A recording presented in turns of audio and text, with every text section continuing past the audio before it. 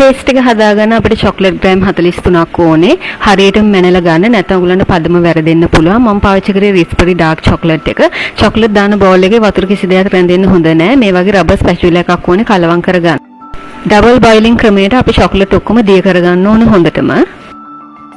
මෙල්ක් කරගත්තට පස්සේ අපි මී පැණි මේස හැන්දක් දානවා. මේස හැන්ද දාපු ගමම රස්නෙන් ඉවත් කරගන්න. ඉවත් කරගෙන හොඳටම කලවම් කරගන්න. ලම්ස් කිසිම දෙයක් හිටින්න තියන්න එපා. හොඳටම කලවම් කරගන්න ඕනේ. මේ වගේ තික් ඔක්කොම එකතු වෙලා ගොරෝසු වෙනවා. මේ කන්සිස්ටන්සි එකට ආපුවාම අපි ෆ්‍රීසර් එකේ දානවා තප්පර 3ක්. පළවෙනි තප්පරේදී මෙන්න මේ වගේ තමයි තියෙන්නේ.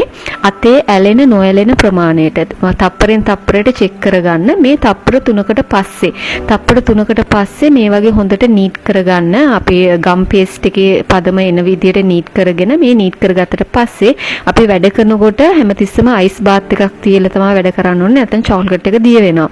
අපි කෝන් ෆ්ලවර් මේ වගේ ඉහගෙන මේ වගේ බෝල අරගෙන අපිට රෝසමල් හදාගන්න පුළුවන්. හැමතිස්සෙම මේ ඕනාට වඩා මේ රෝසමල අර බෝල මේ අල්ලේ තියලා මේ පදම් කරන්න එපා. එතකොට දිය වෙලා චොක්ලට් එකේ කන්සිස්ටන්සි එක නැති වෙනවා. අත හුරු වෙන්න ඉක්මනට මේ වගේ රෝසමල හදා ගන්න ඕනේ. බෝල කරා මෙහෙම බිමට තිබ්බා ෆ්ලැට් කරලා වටේ පෙත්ත මේ විදිහට හදාගෙන අතෙන් මෙහෙම රැලි කරලා ලස්සන්ට ඒ විදිහට පෙති ටික හදා ගන්න ඕනේ. කටර්ස් භාවිතා කරන්න හරි අමාරුයි. මොකද මේක ෆ්ලැට් කරන්න ගියාම හොඳටම ඇලවෙලා මේ කරගන්න බැරි වෙනවා. ඒ හින්දා තමයි මම මෙහෙම අතෙන් පුරුදු වෙලා තියෙන රෝසමල් හදන්න චොක්ලට් රෝසමල්. මේ විදිහට බෝලයක් මෙහෙම කෝන් ෆ්ලවර් ටිකක් ඉහා ගත්තා. බෝලයක් වගේ හදලා ඊට පස්සේ වටේට පෙත්ත මේ විදිහට හීනියට ෆ්ලැට් වෙන්න හදා ගන්නවා. මෙහෙම රෝසමල හදනකොට යට අර බකට් එක වගේ එනවා. ඒක අපිට පස්සේ ඉවත් කරගන්න පුළුවන්. ඉස්සෙල්ලා අපි ඉක්මනටම රෝසමල හදාගෙන ඊට පස්සේ හදපු ගමම මේක ෆ්‍රිජ් එකේ දාන්න ඕනේ. ඩී ෆ්‍රීසර් එකේ නෙමේ ෆ්‍රිජ් එකේ.